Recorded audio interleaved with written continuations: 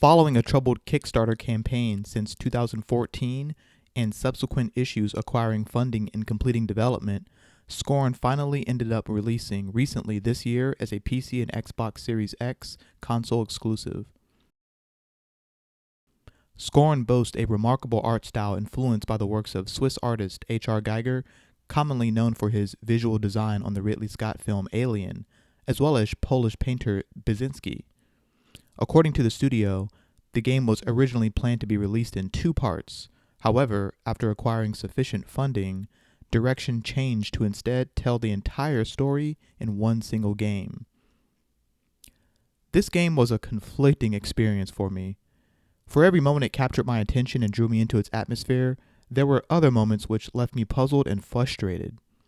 If you've had this game on your radar, I will go ahead and say that it's likely your mileage will vary in terms of how enjoyable the game is to you, and that the impressions you may have gained from early trailers of the game are not necessarily indicative of what the game mostly consists of. Scorn is a survival adventure game. It is not a first-person shooter experience, although there is first-person shooting involved.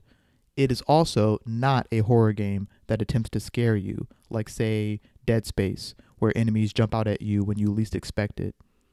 In Scorn, for most of the game, you'll be spending your time navigating quiet, desolate, lifeless environments, solving various puzzles to proceed to the next area. Combat is introduced later into the game, and honestly is not a main staple of the experience. The game begins with your character waking up after having suffered a devastating fall down a crevice while attempting to make their way to a destination towering in the distance. Storytelling in Scorn is conveyed indirectly through the visuals in the environment and the actions you perform during your playthrough. The game does not directly tell the player anything, nor offers any items or collectibles to help elaborate. It's largely left up to your interpretation. Even at the end of the game, which I won't spoil, while the visuals and events which occur are attention-grabbing and thought-provoking, don't be surprised if you're still left with a giant question mark in your head at its conclusion. Let's start with the positives. The graphics and visuals of the game are excellent. Running at 4K 60 FPS on the Series X, the clarity and attention to detail in the environments shine through from start to finish. This is the type of game you wouldn't want available on prior gen consoles, as the compromises to its visuals and performance would greatly impact the experience. I found the visuals provoking my curiosity greatly, and although most of the time I'm left wondering what the hell it is I'm looking at, I always wanted to see more.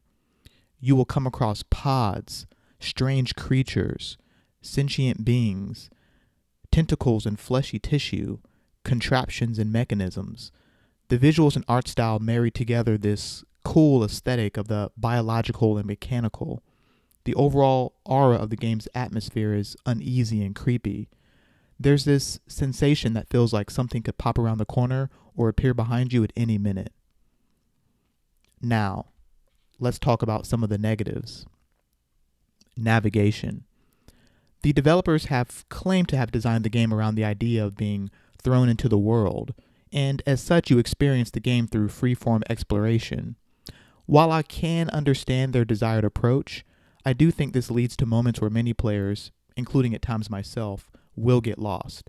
The game provides little to no context on what your current or next objectives are at all, including any hints or nudges. As the player, you're expected to sort of naturally deduce this based on your observations of the environment around you. There is no map, and to make matters worse, many of the hallways and corridors in the game look very samey and don't always offer clear enough visual distinctions differentiating one area from the other. This leaves several moments where you may find yourself just wondering what you're even supposed to be doing. The controls and overall sense of movement feel stiff and heavy. Operating the many devices throughout the game feels slightly clunky and not immediately as intuitive as they appear to be. The default walking speed for your character is painfully slow. However, fortunately, there is a run button to speed things up. Issues with character movement, honestly, aren't that big a deal, as for most of the game you are navigating in isolation. However, this does become an issue once combat enters the picture, and it is here that I find myself the most frustrated with this game. I will say it up front, The combat is terrible in this game. Due to the movement issues and lack of evasionary maneuvers, many times you'll be damaged by enemies just because you're unable to move your character out of the way of an attack fast enough, or the space offered to you to engage in combat is tight and limited. For certain enemies, this led to me oftentimes endlessly circling them until an opening for an attack presented itself. Speaking of attacking, the weapons you acquire are both too slow to fire and have awfully long reload times, which can't be interrupted, leaving you open yet again for additional damage. I found the weapon accuracy to be unusually poor.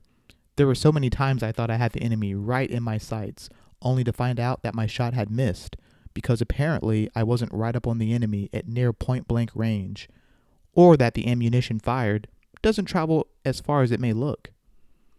Enemies which hurl projectiles at you also seem to have surprising accuracy, so unless you're constantly strafing and zigzagging around, expect to get hit often.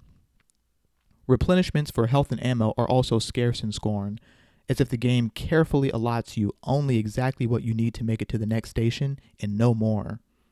If you end up dying, you will also come to meet the game's checkpoint system, which places very questionable checkpoints throughout your playthrough, which left me repeating entire sections all over again, despite having just completed an activity I thought was checkpoint worthy.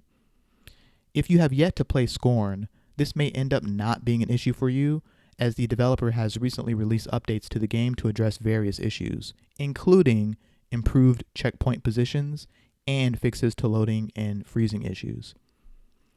Combat in Scorn feels like an unpleasant interruption to the experience rather than a joyful addition. It comes across as almost counter to the game's intention of exploration and indirect storytelling. Enemies, while mildly interesting at first, end up just becoming repetitive and annoying. Combat is so poor that myself and many other players, from what I've gathered, have ended up just running past any fights which don't block your progress in reaching the next area. To sum up combat in Scorn, it could have been removed from the game entirely, and I don't believe the game would have suffered at all for it. As for the puzzles in Scorn, this will be a hit or miss area for players. Puzzles, in general, can be tricky to get just right in terms of their complexity and satisfaction to the player. Being no stranger to puzzles in games, I did find Scorn's approach to lean more on the complex side in my opinion, with puzzles being either too involved or obtuse without any clear clues on what is being asked, leading to troublesome blockers and an otherwise interesting short game experience. When I say short, Scorn is a game that can be completed rather quickly, within a day. My total playthrough time clocked in at around 5 hours, and while I would have liked to see more of its concepts explored in greater detail, I was glad it wasn't stretched out to be any longer than this, as I believe its existing issues would become even more magnified over, say, a 15 or 20 hour experience. As the final scenes rolled, I couldn't help but feel that there was some missed potential here, like the game could have had a much larger impact if it was approached differently. As for the question of who is this game for, I would say it's for anyone whose interest is strongly drawn to its atmosphere and aesthetic, who finds pleasure in indirect storytelling and the philosophical process attempting to make sense of a story, and who can tolerate unsatisfying combat and, at times, challenging puzzles in exchange for a chill, unusual visual experience. Thank you all for watching, and I hope you enjoyed the video. Please like and subscribe to the channel to get more content, and let me know in the comment section what your thoughts were on Scorn. That's all I have for today. Till next time.